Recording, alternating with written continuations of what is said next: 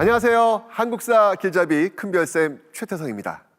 여러분 혹시 일제강점기 그 35년의 일상을 상상해 보신 적이 있으세요? 이 많은 기록에서 알 수 있듯이 정말 고되고 치열한 나날이었을 겁니다. 그런데요, 당시 신문들 살펴보면 의아할 정도로 좀 평범해 보입니다. 저는 오늘 한 기사에 주목하려고 합니다. 1929년 11월 3일자 한 신문의 사설인데요.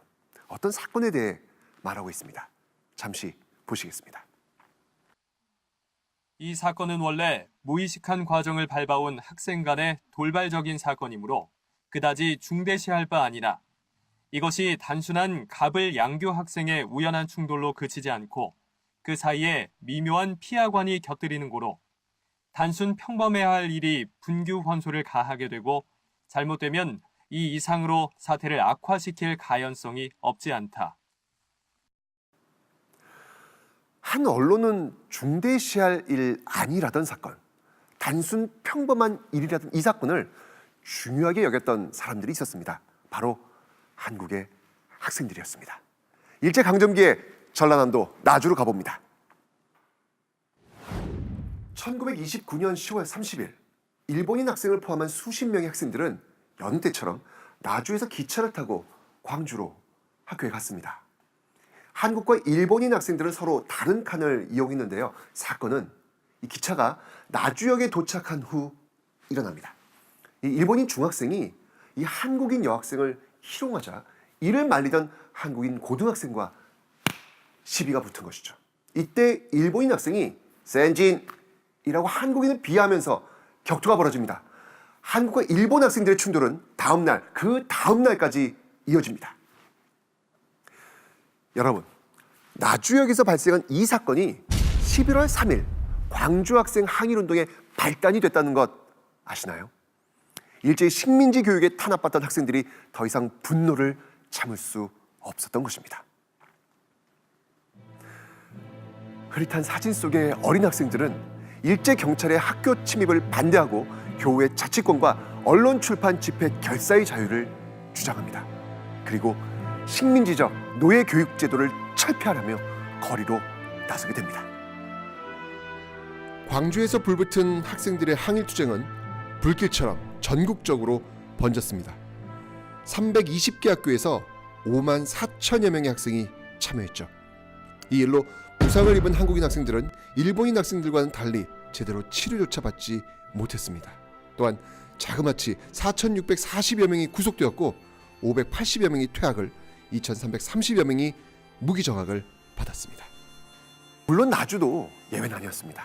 이 광주 학생 항일운동이 나주역의 한일 학생 충돌에서 비롯된 만큼 자신들의 일처럼 여기고 있었죠. 그래서 이 장의 서는 날을 정해서 만세를 부르고 행진을 했는데요.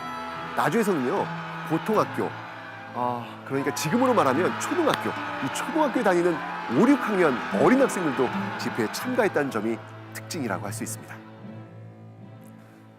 학생들이 일제에 저항하며 거리로 나섰던 그날 11월 3일은 현재 학생 독립운동 기념일로 제정되어 그들의 정신을 기리고 있죠.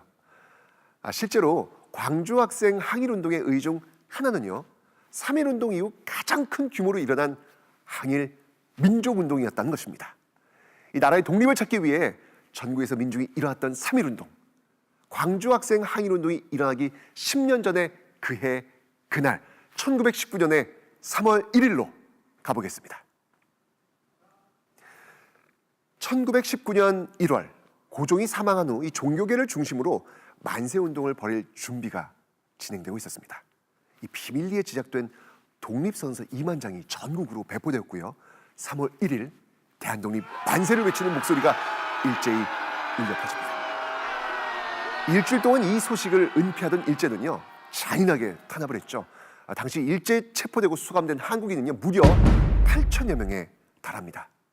이 구한말 의병투쟁으로 많은 농민이 전사했던 전남에서도 광주, 목포, 나주 등을 중심으로 독립운동이 산발적으로 펼쳐졌는데요. 이 당시 전라남도는 일본의 경제적 침투가 집중된 지역이었습니다. 이 나주와 목포에는 일제 수탈의 상징이었던 동양 척식 주식회사가 있었죠.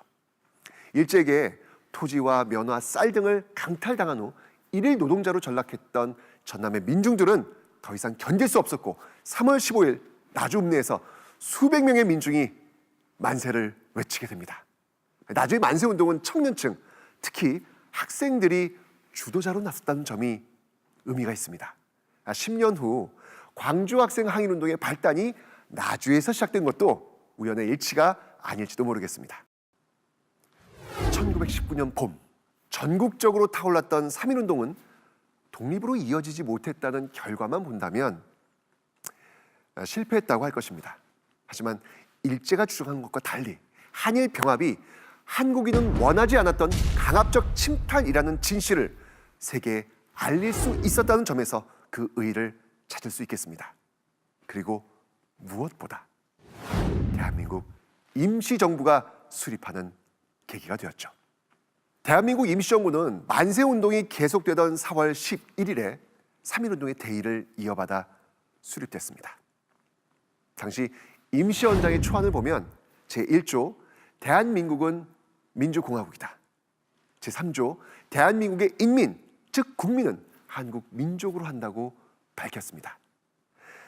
나라의 주권을 빼앗긴 서러운 이들에게 대한국민이라는 이름을 준 최초의 정부가 탄생한 것이죠. 대한민국은 민주공화제로 한다는 대한민국 임시헌장 제1조는 1948년 제정된 제헌헌법 제1조 대한민국은 민주공화국이다. 이것과 1987년에 개정된 현행 대한민국 헌법 제1조 대한민국은 민주공화국이다의 토대가 됩니다. 2019년은 3.1운동 100주년, 광주학생 항일운동 90주년이 되는 해입니다. 어느 드라마에 이런 대사가 나오더군요. 그들은 그저 아무개다. 그 아무개들 모두의 이름이 의병이다.